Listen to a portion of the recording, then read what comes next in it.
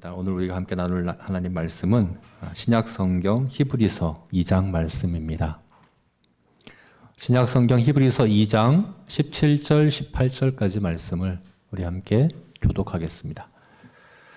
히브리서 2장 17절, 18절 말씀, 제가 17절을 읽고 다 같이 18절을 읽겠습니다. 그러므로 그가 범사의 형제들과 같이 대심이 마땅하도다. 이는 하나님의 일에 자비하고 신실한 대제사장이 되어 백성의 죄를 속량하려 하심이라. 그가 시험을 받아 고난을 당하셨은즉 시험 받는 자들을 능히 도우실 수 있느니라. 아멘. 네, 우리 주님이 왜 사람이 되셔야 했을까요? 우리 주님은 왜 사람이 되셨을까요? 오늘 우리가 읽은 본문 17절 말씀은 그렇게 시작하고 있습니다. 그가 범사의 형제들과 같이 되심이 마땅하도다. 여기서 형제들이란 바로 우리를 가리키고 있죠. 그리고 같이 되신다 한다는 것은 우리와 같은 사람이 되신다는 것입니다. 우리와 같은 인성을 입으셨다는 것입니다. 오늘 우리가 읽지는 않았지만 바로 앞에 있는 14절 말씀을 통해서 이것을 확인할 수 있는데요. 우리 14절 말씀 함께 읽어볼까요? 2장 14절 말씀 함께 읽어보겠습니다. 읽겠습니다. 자녀들은 혈과 육에 속하였음에 그가 또한 같은 모양으로 혈과 육을 함께 지니심은 죽음을 통하여 죽음의 세력을 잡은 자 곧 마귀를 멸하시며. 근데 여기서 혈과 육을 함께 지니신다. 우리와 같은 혈과 육을 함께 지니신다. 우리와 같은 참 사람이 되신다. 참 인간이 되신다 하는 것이거든요. 오늘 본문은 그렇게 시작하고 있습니다. 우리 주님이 사람이 되시는 것이 마땅하도다. 여기서 마땅하도다라는 이 표현은 반드시 그래야 한다 하는 그런 의미입니다. 세번역 성경이나 우리말 성경에서는 이것을 어떻게 번역했는가 하면 형제들과 같아지셔야만 합니다. 이렇게 번역을 했습니다. 형제들과 같아지셔야만 합니다. 참 사람이 되셔야만 합니다. 그래야만 합니다. 반드시 그래야만 합니다. 이렇게 이야기를 하는 것입니다. 그렇다면 왜 우리 주님은 사람이 되셔야만 합니까? 그래야만 하셔야 하는 이유가 무엇이겠습니까? 우리가 방금 읽은 14절 말씀에서는 그것을 혈과 육을 함께 지니심은 마귀를 멸하시려 하십니다. 이렇게 표현을 하고 있는데 맞는 말입니다. 우리 주님이 참 사람이 되셔야 하는 이유는 마귀를 멸하기 위해서입니다. 맞는 이야기지만 충분한 대답은 아닙니다. 왜냐하면 우리 주님이 인성을 입으시지 않고 영원하고 완전한 그리고 무한하고 전능한 신성을 가지시고도 충분히 마귀를 멸하실 수 있기 때문이죠. 마귀를 멸하시기 위해 굳이 사람이 되실 필요는 없습니다. 그러면 왜 반드시 우리 주님이 사람이 되셔야만 합니까? 우리를 구원하시기 위해서요? 맞는 말입니다. 그러나 그것도 충분한 대답은 아닙니다.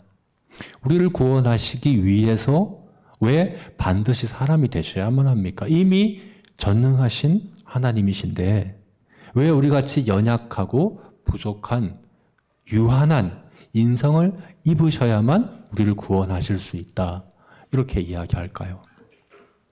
우리를 구원하여 하기 위한 것이 맞습니다. 그러나 어떻게 왜 우리와 같은 사람이 되셔야지만 구원하실 수 있는 그 하나님이 우리를 구원하시는 특별한 방법이 무엇이냐? 우리가 이렇게 대답을 해야 되는 거죠. 이게 뭡니까? 하나님 우리를 구원하시되 아주 특별한 방법으로 구원하십니다. 예수님이 사람이 되셔야만 하는 그 특별한 방법, 그게 뭐죠? 구속입니다. 구속. 우리가 계속해서 봤던 구속입니다. 여러분, 구속이라는 이 단어는 원래 경제 용어라고 말씀드렸죠. 구약시대에도 신약시대에도 이것은 상업 용어였습니다. 구약시대에는 이것을 기업 무르는 것으로, 기업 무를 자, 기업 무르는 것 이것을 가리켜서 구속자, 구속이다라고 표현했던 것이 바로 이것입니다. 또는 신약시대에 와서는 이것이 노예를 해방시켜주는 것, 노예를 풀어주는 것, 그 행위를 가리키는 단어가 바로 이 구속이라는 단어였습니다. 기업을 물어주든 노예를 해방시켜주든 다른 누군가가 그 값을 대신해서 지불하는 것이 필요하겠죠.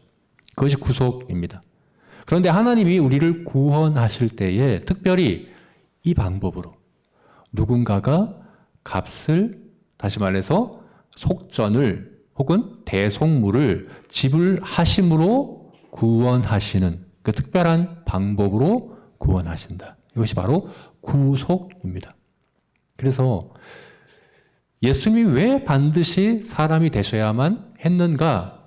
우리를 구원하시되 아주 특별한 방법인 구속이라는 방법으로 구원하시기 때문에, 그래서 예수님이 사람이 되셔야 한다. 이렇게 우리가 대답할 수 있는 것이죠. 이것이 바로 오늘 우리가 보려고 하는 유시디 교리문답 22문의 질문과 답입니다.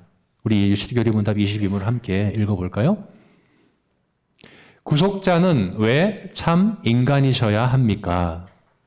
인성 안에서 우리를 대신해 모든 율법을 완전하게 순종하시고 인간의 죄에 대한 형벌을 감당하셔야 했기 때문입니다. 여러분, 여기 22문의 질문 안에 이미 답이 있습니다. 왜 참 인간이셔야 합니까? 그분은 단순한 우리의 구원자일 뿐만 아니라 구속자이기 때문입니다. 우리를 구원하시는 분일 뿐만 아니라 특별히 구속이라는 방법으로 구원하시기 때문에 참 인간이셔야 합니다. 라는 것이죠. 그렇다면 그 구속이라는 특별한 방법으로 구원하시는 인간이 되셔서, 참 인간이 되셔서 구속이라는 방법으로 우리를 구원하시는 그것, 구체적으로 그것이 무엇인가에 대해서 우리 유시디 교리문답 22문의 답에서는 두 가지로 우리에게 말해주고 있습니다. 먼저는 인성 안에서 우리를 대신해서 모든 율법에 완전하게 순종하는 것입니다. 인성 안에서 모든 율법에 순종하는 것. 두 번째는 우리의 죄에 대한 형벌을 감당하시는 것. 이렇게 두 가지인데요. 여기 한 가지를 더 했으면 좋겠습니다. 우리 어린이용 유시디 교리문답에는 나오지 않지만 어른용 답변에는 한 가지가 더 나오고 있거든요.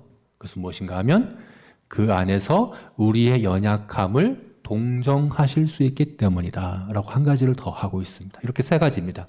첫 번째는 인성 안에서 모든 율법에 순종하시기 위하여, 두 번째는 우리의 모든 죄의 형벌을 감당하시기 위하여, 세 번째는 우리의 연약함을 동정하시기 위하여, 이렇게 세 가지로 답변하고 있습니다.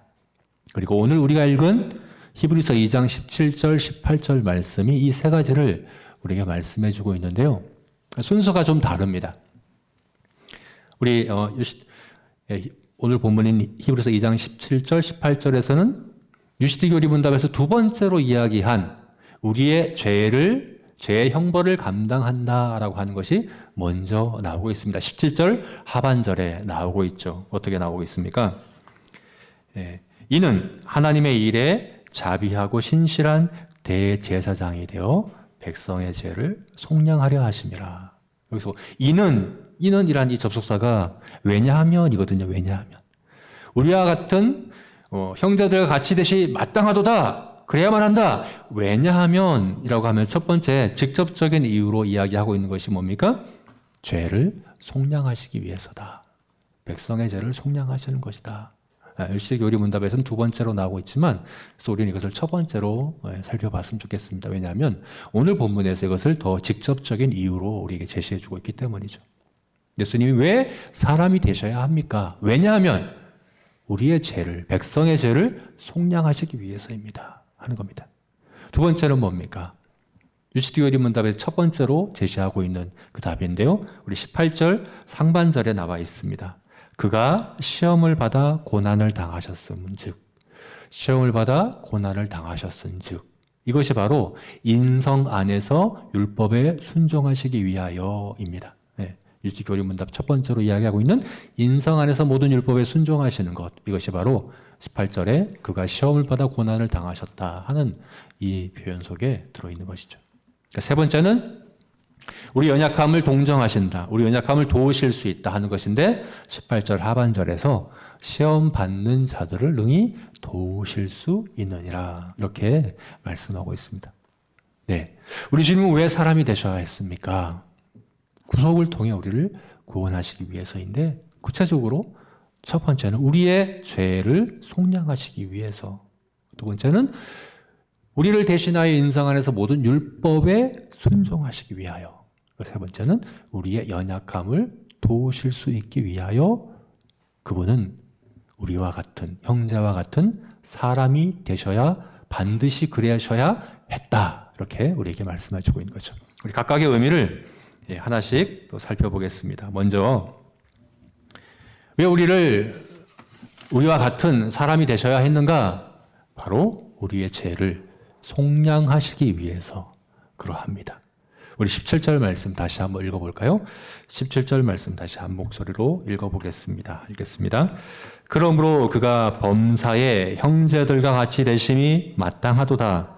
이는 하나님의 일에 자비하고 신실한 대제사장이 되어 백성의 죄를 속량하려 하심이라. 네, 왜냐하면 백성의 죄를 속량하려 하심이라. 백성의 죄를 속량하시기 위해서이다. 이렇게 말씀하고 있죠. 여러분, 여기서 속량한다라는 이 말은 한자어죠. 그죠? 속죄할 속자에 조을 양입니다. 그래서 이것을 제가 국어사전에서 찾아봤더니 몸값을 받고 종을 놓아주어 양민이 되게 한다 하는 걸 뜻입니다. 네. 몸값을 받고 종을 놓아주어서 양민이 되게 하는 이것이 바로 속량한다라는 표현입니다. 앞에서 이야기한 구속한다라는 것과 의미가 같은 의미죠, 그죠? 구속이라는 말도 바로 그런 의미입니다. 그래서 우리가 보고 있는 이 개역 개정 성경이 아니라 바로 이전에 개역 성경에서는 이것을 구속이라고 번역을 했었습니다. 백성의 죄를 구속하려 하심이라. 개역 성경에는 그렇게 번역되어 있습니다. 그런데 여러분, 그 개역 성경을 개정한, 우리가 지금 보고 있는 개역 개정 성경에는 이것을 속량하려 하심이라라고 구속을 속량으로 바꾸었죠. 왜 바꿨을까요?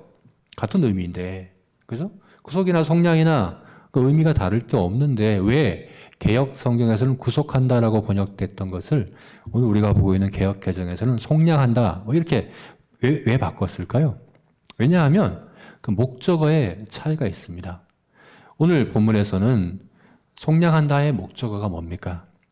백성의 죄를 속량한다라고 되어 있죠, 그죠? 여러분, 그런데 구속한다라고 할 때는 그 목적어가 대부분 백성을, 이스라엘을, 너를, 우리를, 이렇게 그 구속의 대상이 나옵니다. 시편 130편 8절 말씀을 보게 되면 이스라엘을 구속하실 것이다, 이렇게 되어 있고, 또 에베소서 1장 7절이나 골로새서 1장 14절에서는 우리가 구속받는다라고 되어 있습니다. 또 이사야서 말씀에서는 너를 구속한다라고 되어 있어요. 죄라는 말을 넣으려면 어떻게 합니까? 죄를 구속한다가 아니라 죄로부터 구속한다. 성경은 이렇게 표현을 합니다. 구속이라는 이 표현을 쓰기 위해서는 목적어가 죄가 아니라 구속받는 대상들인 우리가 와야 하는 것이죠. 그런데 오늘 우리가 보고 있는 2장 17절 말씀에 초점은 어디 있습니까? 구속받는 우리가 아닙니다. 바로 우리의 죄입니다. 우리의 죄, 이것이 바로 오늘 2장 17절에서 말씀하고 있는 주님이 사람이 되셔야 하는 이유, 그것은 뭡니까? 물론 우리를 구속하는 것인데 특별히 우리의 죄의 문제를 해결하시기 위해서 사람이 되셔야 했다라는 사실을 우리에게 말해주는 거죠. 그래서 구속이라는 이 단어가 아니라 속량한다라는 말로 번역했습니다. 원래 원문에서도 다른 단어입니다. 같은 의지만 다른 의미입니다. 결국 우리 주님이 왜 사람이 되셔야만 했습니까? 특별히 우리의 죄의 문제를 해결하시기 위해서 사람이 되셔야 했다라고 이렇게 표현한 거죠. 여러분, 그러면 우리 주님이 사람이 되셔서 우리의 죄를 어떻게 해결하셨습니까? 우리 죄의 문제를 어떻게 해결하십니까? 오늘 본문에 보니까 하나님의 일에 자비롭고 신실한 대제사장이 되어 이렇게 되어 있거든요. 그러면 여러분 대제사장이 하는 일이 뭐며 여기서 하나님의 일이라는 것이 가리키는 게 뭘까요? 그게 바로 우리의 죄를 해결하시는 하나님의 방법인데, 그죠? 하나님의 일에 자비롭고 신실한 대제사장이 되어서 우리 죄의 문제를 해결한, 그게 뭐기에 왜 반드시 사람이 되셔야 했던 것일까요? 바로 그 하나님의 일에 대해서 구체적으로 나와 있는 것이 히브리서 5장 1절 말씀이죠. 5장 1절 말씀 또 읽어볼까요? 히브리서 5장 1절 다 같이 한번 또 읽어보겠습니다. 시작. 대제사장마다 사람 가운데에서 택한 자이므로 하나님께 속한 일에 사람을 위하여 예물과 속죄하는 제사를 드리게 하나니. 여러분 대제사장이 하는 하나님의 일은 뭡니까? 하나님께 속한 일은 그 뭡니까? 예물과 속죄하는 제사를 드리는 일입니다. 그래서 예수님이 사람이 되신 이유는 뭡니까? 우리의 죄를 위한 속죄의 제사를 드리기 위해서다라는 겁니다. 우리의 죄를 위한 속죄의 제사를 드리기 위해서 반드시 사람이 되셔야 했다. 그럼 여러분 우리가 또 이렇게 질문해 볼 수 있습니다. 우리의 죄를 위한 속죄의 제사를 드리는 대제사장이 되기 위해서 주님이 사람이 되신다? 꼭 그래야만 했다? 여러분 주님이 아니더라도 대제사장들은 이미 많이 있지 않았습니까? 이스라엘 역사 가운데 구약시대에 수많은 대제사장이 있었습니다. 특별히 주님이 이 땅에 오셨을 당시에는 대제사장으로 불리는 사람들이 2명이나 있었습니다. 2명이나 대제사장이 있는 그런 상황이었습니다. 또 수많은 속죄 제사가 이미 있었습니다. 이미 예수님 당시에도 성전에서 계속해서 속죄 제사가 드려지고 있었습니다. 그런데 왜 대제사장이 되시고 속죄 제사를 드리기 위하여 주님이 사람이 되셔야 한다라고 이렇게 이야기하는 이유가 무엇이겠습니까? 왜 그럴까요? 그것은 바로 구약시대의 그 모든 대제사장들과 또 그들이 드린 속죄 제사가 온전치 않기 때문이죠. 그것이 속죄를 이룰 수 없는 제사이기 때문에 그러합니다. 부족합니다. 불완전합니다. 왜 그럴까요? 우리 히브리서 7장과 9장 말씀 이 두 구절에서 우리가 좀 볼 수 있는데요. 이것도 한번 읽어보겠습니다. 우리 7장 27절 말씀 한 목소리로 읽어보겠습니다. 그는 저 대제사장들이 먼저 자기 죄를 위하고 다음에 백성의 죄를 위하여 날마다 제사 드리는 것과 같이 할 필요가 없으니 이는 그가 단번에 자기를 드려 이루셨음이라. 9장 12절입니다. 염소와 송아지의 피로 하지 아니하고 오직 자기의 피로 영원한 속죄를 이루사 단번에 성소에 들어가셨느니라. 여러분 구약시대의 수많은 대제사장들과 또 그들이 드린 속죄 제사, 여기는 두 가지 큰 문제점이 있습니다. 먼저는 그렇게 속죄 제사를 드린 대제사장들 자신이 이미 죄인입니다. 그들이 죄인인 백성들을 대신해서 하나님께 나아갈 자격조차 안 되는 그들입니다. 백성 중에서 그들을 이제 대제사장으로 세우긴 했습니다. 그 조건은 맞아요. 백성 중에서 세웠기 때문에 백성을 대신할 수는 있어요. 그러나 그들도 이미 죄인입니다. 그래서 그들은 속죄 제사를 드릴 수 있는 대제사장이 될 수 있는 자격이 안 됩니다. 두 번째 문제는 무엇인가? 그들이 제물로 드린 것이죠. 여러분 염소와 송아지의 피가 우리의 죄를 속할 수 있습니까? 물론 염소와 송아지는 죄가 없습니다. 그러나 그들은 사람이 아닙니다. 사람이 될 수도 없고 사람을 대신할 수도 없고 사람을 대표할 수도 없습니다. 이렇게 구약시대의 속죄 제사는 그 제사장들 자체가 죄인이라는 것, 그리고 그들이 드린 제물이 사람이 아니라는 것 때문에 사실은 구약에 아무리 많은 속죄 제사가 드려진다고 한들 그것이 백성의 죄를 속죄할 수는 없습니다. 사실은 그 자체로는 아무런 가치가 없습니다. 아무런 의미 없는 거예요. 이게 과연 우리의 죄를 속할 수 있을까? 이들이 드리는 제사가 우리의 죄를 속량할 수 있을까? 이런 의문들이 계속해서 들을 수밖에 없는 것이 바로 구약의 제사인 거죠. 그런데도 불구하고 하나님이 왜 그렇게 반복해서 계속해서 대제사장들을 통해서 속죄제사를 드리게끔 왜 그렇게 하셨는가? 왜 그렇게 하셨습니까? 그것은 바로 그 모든 구약의 대제사장들과 그들이 드린 속죄제사는 그 자체로는 아무런 가치도 의미도 없는 것이지만 그것은 장차 역사 가운데 단 한 번에 드려질 영원하고 완전한 속죄를 가리키는 예표이기 때문에 그렇습니다. 완전한 속죄의 그림자이기 때문에 그렇다는 것입니다. 그것이 뭡니까? 바로 우리 주 예수 그리스도께서 참 사람이 되심으로 백성을 대표할 수 있을 때 죄가 없는 대제사장으로서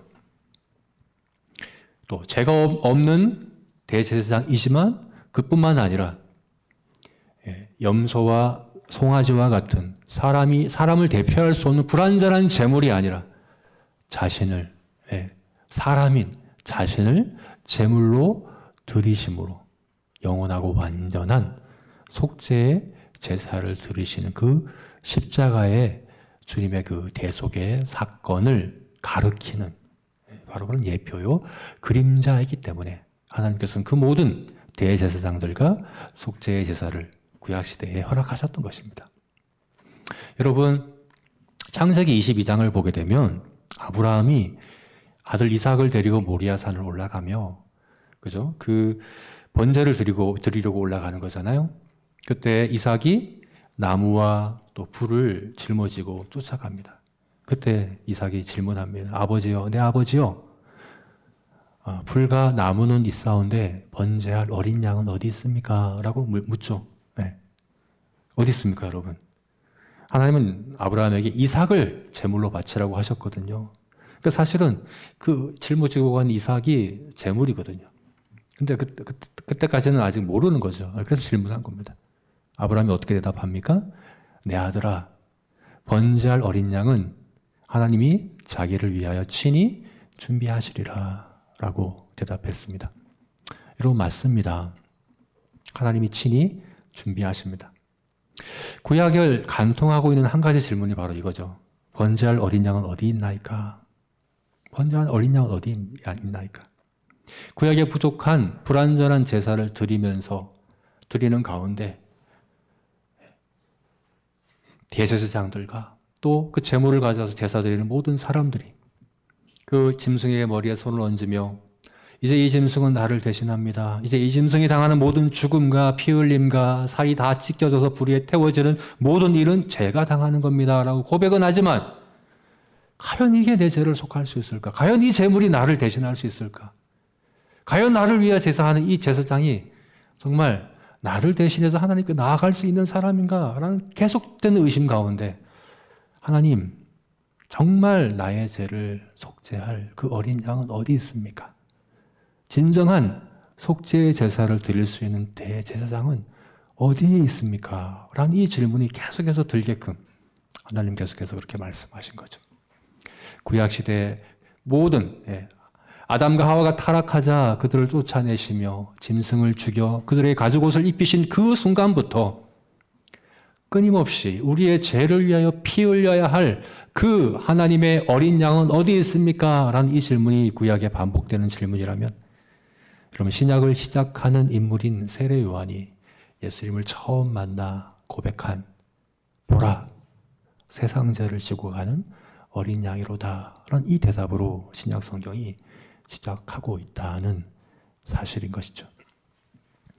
여러분 우리는 오늘 주님께 손을 얹습니다. 이렇게 고백합니다. 주님께서 나의 죄에 대한 형벌을 받으셨습니다. 주님께서 나의 모든 죄를 대신 짊어지셨습니다. 제가 받아야 될 모든 형벌과 심판을 다 주님이 받으셨습니다. 주님이 받으신 그 죽으심과 또 피 흘리심과 모든 지옥의 그 형벌은 바로 저를 위한 것입니다. 라고 고백하는 것. 이것이 바로 주님께서 우리에게 요구하시는 믿음인 것입니다. 이것이 바로 주님이 사람이 되셔야만 했던 이유인 것입니다. 오늘 저와 여러분이 주님께 그렇게 손을 얹고 구약의 불완전한 짐승들이 아니라 불완전한 제사장이 아니라 완전한 제사장으로서 단번에 영원한 속죄 제사를 드리신 주님께 믿음의 손을 얹고서 주님으로 말미암아 나의 죄가 속량되었습니다 라고 고백함으로 감사하고 또 찬양하는 저와 여러분이 되시기를 주님의 이름으로 축원합니다. 아멘. 두 번째는 왜 주님께서 우리 참 사람이 되셔야 했습니까? 주님은 왜 사람이 되셔야만 했습니까? 하는 것을 두 번째 이유는 바로 인성 안에서 율법에 순종하기 위해서다 라고 이야기하고 있죠. 오늘 본문에서는 18절 상반절이 그것을 이야기해 주고 있습니다. 우리 18절 우리 다시 한번 읽어볼까요? 2장 18절 다시 한번 한 목소리로 읽어보겠습니다. 그가 시험을 받아 고난을 당하셨은즉 시험 받는 자들을 능히 도우실 수 있느니라. 네, 그가 시험을 받아 고난을 당하셨은즉 여기까지가 인성 안에서 모든 율법에 순종하신 것에 대한 말씀입니다. 여러분 여기 순종이라는 말이 없잖아요, 그죠? 그냥 시험을 받아 고난을 당하셨다라고만 이야기하고 있는데 제가 왜 이것을 순종하기 위한 것이라고 왜 그렇게 제가 말씀드리는 것일까요? 여러분 주님이 당하신 고난은 주님이 당하신 그 시험은 바로 순종하기 위한 시험과 고난이기 때문에 그러합니다. 이것이 분명하게 나타나 있는 구절이 5장 8절에서 10절까지 말씀이죠. 우리 5장 8절에서 10절 말씀 다 같이 한번 읽어보겠습니다. 읽겠습니다. 그가 아들이시면서도 받으신 고난으로 순종함을 배워서 온전하게 되셨은즉 자기에게 순종하는 모든 자에게 영원한 구원의 근원이 되시고 하나님께 멜기세덱의 반차를 따르는 제 대제사장이라 칭하심을 받으셨느니라. 여러분 여기서 구절에서 영원한 구원의 근원이 되셨다. 영원한 구원의 근원이 되신데 어떻게 하셨다고요? 받으신 고난으로 순종함을 배워서 그렇게 하셨다라고 말씀하고 있습니다. 여러분 이게 무슨 말일까요? 왜 우리 주님이 순종함을 배워야 할까요? 이 말은 주님이 고난으로 순종함을 배우시기 전에는 순종하지 못했다는 것입니까? 이전에는 순종하지 못했다가 고난을 받으시고 나서야 순종하는 것을 그제서야 배우셨다. 그제서야 순종하게 되셨다. 그런 의미입니까? 여러분 그렇지가 않습니다. 주님은 영원 전부터 성부 하나님께 순종하셨습니다. 완전히 순종하셨습니다. 그런데 왜 고난으로 순종함을 배웠다라고 이야기합니까? 그것은 바로 다른 차원의 순종을 지금 이야기해주고 있는 거죠. 어떤 차원의 순종입니까?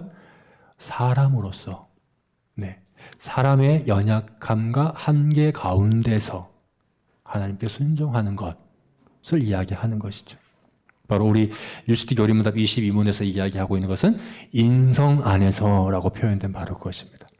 인성 안에서 순종하는 것, 그것을 배우시기 위하여, 순종하시기 위하여 그렇게 되셨다 하는 것을 오늘 본문이 이야기해 주고 있는 것입니다. 여러분 이것이 중요합니다.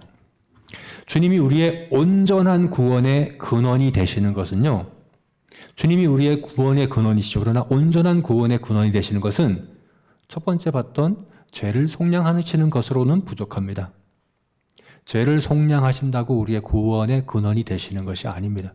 온전한 구원의 근원이 되시기 위하여는 인성 안에서 하나님의 율법에 순종하셔야 합니다. 여러분 우리가 죄가 없다고 구원받는 것 아닙니다. 여러분 무죄 상태가 구원받는 상태가 아닙니다. 여러분 에덴 동산에서 아담과 하와는 처음 무죄 상태로 창조되었습니다. 그러나 그것은 구원의 상태가 아닙니다. 그것이 하나님이 사람에게 뜻하신 최상의 상태, 영화롭게 된 상태는 아닙니다. 시험을 통하여 순종해야 영화롭게 되는 상태에 이르거든요. 여러분 우리가 구원받는 상태는 무죄 상태가 아닙니다. 죄의 형벌이 더 이상 없는 죄를 속량한 그 상태가 아닙니다. 한 단계 더 나가야 되는 것이죠. 죄가 없다면 지옥에 갈 수는 지옥에 가진 않는다고 하더라도 천국에 가는 것 아니거든요. 천국에는 어떻게 갑니까? 어떻게 우리는 영화롭게 됩니까? 하나님의 율법에 완전히 순종함으로 의롭게 되어야 천국에 가는 것이죠. 그래야 구원을 받는 것이라는 겁니다. 주님은 우리의 죄를 속량하셨을 뿐만 아니라 우리를 위하여 모든 율법에 순종하셨습니다. 이것이 바로 우리가 구원에 이룰 수 있는, 그리고 주님께서 우리의 온전한 구원의 근원이 되시는 정말 중요한 이유라는 사실을 우리가 알아야 되는 것이죠. 여러분, 우리 주님은 평생토록 율법에 완전하게 순종하셨습니다. 인성 안에서 완전하게 순종하셨습니다. 이 말은 한순간도 예외 없이 마음을 다하고 힘을 다하여 뜻을 다하여 목숨을 다하여 하나님을 사랑하셨고 또 이웃을 자기 자신같이 사랑하셨다는 것을 의미합니다. 여러분, 우리는 생각할 때 주님은 죄가 없으신 분이니까 순종하기 쉬웠을 거야. 그냥 쉽게 순종하셨을 거야. 이렇게 생각하시면 안 됩니다. 오히려 죄가 없으시면 시험의 강도는 더 커지고 강해지는 법이기 때문에 그렇습니다. 시험의 단계가 10단계까지 있다고 한다면 1단계 이미 그 유혹과 시험에 넘어진 사람은 2단계를 경험할 수 없습니다. 또 1단계를 넘어갔다고 해도 2단계, 3단계 그 시험에 넘어가고 또 유혹에 넘어지는 사람들은 그보다 더 강한 시험과 유혹을 경험할 수가 없죠. 하나님 우리의 연약함을 아시고 시험 당할 때 피할 길을 내십니다. 그래서 우리는 끝까지 그 시험의 끝까지의 그 유혹과 시험을 경험해 본 사람은 우리 가운데 없습니다. 우리 모두가 죄인이라는 뜻이 바로 그런 뜻입니다. 그러니까 주님은 끝까지 평생토록 경험하셨다는 것을 이야기하는 것입니다. 작은 시험에도 너무나도 자주 넘어지는 우리와 달리 일생토록 한 번도 실패한 적 없이 그 모든 시험의 크기와 강도를 견디시며 하나님께 완전하게 순종하신 그것이 바로 주님이 우리의 구원의 근원이 되시는 이유입니다. 여러분, 우리가 아까 말씀드린 것처럼 주님께 손을 얹고 주님이 당하신 고난과 십자가의 죽으심과 바깥 어두운 것에 내어 쫓기신 지옥의 그 형벌 다 받으심이 저를 위한 것입니다 라는 고백을 할 때 우리의 죄가 주님께 전가됩니다. 그러나 이것만 되는 게 아닙니다. 한 가지가 더 있습니다. 주님의 완전하심이 우리에게 전가됩니다. 주님의 완전한 의가 우리에게 전가되어서 우리는 누구나 하나님 앞에서 예수 그리스도만큼 의로운 자다라고 말씀하시는 거죠. 여러분, 이것을 가리켜서 칼빈은 위대한 교환이다라고 이야기했는데 사실 이것 자체는 너무 밋밋한 표현이에요. 영어에서는 어떨지 모르고 우리 한글로 보면 위대한 교환이다, 너무 밋밋한 표현인 것 같아요. 그걸로는 말로 표현할 수 없는 정말 위대한 진리죠. 우리의 죄가 주님께 전가되고 주님의 완전한 의가 우리에게 전가된다 하는 것이 바로 성경이 우리에게 말씀하고 있는 우리 주님이 사람이 되셔야만 했던 이유라는 것이죠. 여러분, 우리 주님께서 십자가에서 고난당하시고 죽으신 것, 그것만 우리를 향한 사랑과 우리를 향한 은혜가 아닙니다, 여러분. 주님의 평생토록 살아간 모든 순간순간이 모든 시험과 유혹을 견디시며 하나님의 율법에 순종하신 그 완전한 모든 삶의 순간순간이 바로 저와 여러분의 구원을 위한 우리 주님의 사랑이고 은혜라는 것을 우리는 반드시 기억해야 합니다. 우리가 그렇게 고백해야 하는 것이죠. 주님은 그래서 사람이 되셨습니다. 평생의 모든 순간이 저를 위한 구원의 근원이 되시도록 완전한 순종의 삶을 사시기 위해서, 그것이 바로 나를 위한 순종이 되게 하기 위하여 나와 같은 참 사람이 되셨음을 믿습니다 라고 고백하실 수 있는 저와 여러분이 되시기를 주님의 이름으로 축원합니다. 마지막 세 번째입니다. 마지막 세 번째는 능히 시험 받는 자들을 도우실 수 있기 위하여 라고 유스티교리 문답에서 이야기하고 있고, 오늘 본문에서는 18절 하반절에서 이것을 이야기하고 있죠. 우리 18절을 다시 한번 한 목소리 읽어볼까요? 읽겠습니다. 그가 시험을 받아 고난을 당하셨은즉 시험 받는 자들을 능히 도우실 수 있느니라. 시험 받는 자들을, 연약한 인성 가운데 살아가는 우리들이 어떻게 그 하나님의 높고 거룩한 그 성도라 부름을 받으며 사실은 거룩하지도 않은 우리들을 거룩하게 살라고 하신 주님의 그 부르심에 어떻게 우리가 순종할 수 있겠습니까? 그래서 우리는 시험 받는 자들입니다. 그런데 주님은 우리를 능히 도우실 수 있다라고 이야기합니다. 왜? 어떻게 능히 도우실 수 있습니까? 그분이 참 사람이 되셔서 저와 여러분과 같은 시험을 받으셨기 때문입니다. 경험하셨기 때문입니다. 여러분, 우리가 누군가를 돕고자 할 때 사실 섣불리 도움이 되고자 하면 마음은 사실은 동기는 바른 동기로 돕고자 하는 마음으로 다가가지만 사실은 그것이 오히려 상처가 되고 오히려 도움이 되는 게 아니라 오히려 더 문제를 일으키는 경우가 있을 수 있습니다. 그런 경우를 우리 자주 겪죠. 당신이 뭘 알아? 당신이 뭘 안다고 나를 도와? 이런 마음이 들게 되죠. 근데 주님은 내가 다 안다. 내가 겪었다라고 말씀하실 수 있는 분이라는 사실을 우리가 기억해야 된다는 거죠. 여러분, 주님은 우리의 모든 연약함을 아십니다. 우리 모든 어려움을 다 아십니다. 여러분, 주님의 겪으신 고난을 한번 생각해 보십시오. 인성 가운데 겪으신 모든 시험을 한번 생각해 보십시오. 주님은 가장 가까운 이들로부터 배신당해 본 분입니다. 제자 중 한 사람이 돈을 받고 자신을 팔았습니다. 수제자라는 베드로는 자신을 저주하면서 부정했습니다. 다른 모든 제자들도 한 사람도 예외 없이 다 도망가 버리고 뿔뿔이 흩어졌습니다. 주님은 가난을, 배고픔을 아십니다. 가난한 목수의 집안에 태어나서 아버지를 일찍 여의고 가정의 생계를 책임지시며 사셔야 했고, 그를 따르는 제자들도 배고파서 미리삭을 베어서 먹고, 또 주님도 철도 되지 않은 무화과 나무에서 배를 채우시고자 그것을 가까이 하셨던 그런 주님이십니다.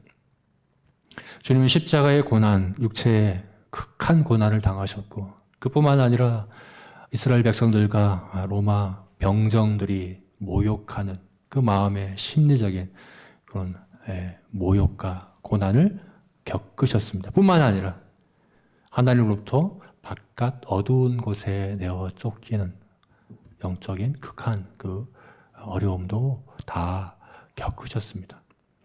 여러분, 주님이 우리의 고난을 아실까, 우리의 어려움을 아실까 다 아십니다.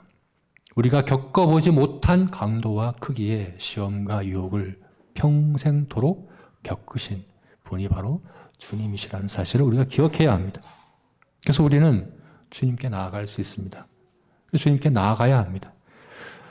자주 우리가 겪게 되는 마음이 뭐냐 하면, 나 같은 사람이, 나처럼 이렇게 연약하고 부족한 사람이, 나처럼 이렇게 날마다 넘어지고 실패하고 정말 주님 뜻대로 살지도 못하고 순종하지도 못하는 내가 어떻게 하나님께 나아갈까? 어떻게 기도할 수 있을까? 우리는 그런 마음이 자주 들기도 하죠. 그러나 여러분, 그게 바로 주님께 나아가는 이유입니다. 그게 바로 주님께서 나올 수 있다라고 말씀하시는 이유라는 겁니다. 내가 이미 그것을 알고 그것을 능히 도울 수 있다라고 우리에게 말씀하고 있기 때문이죠.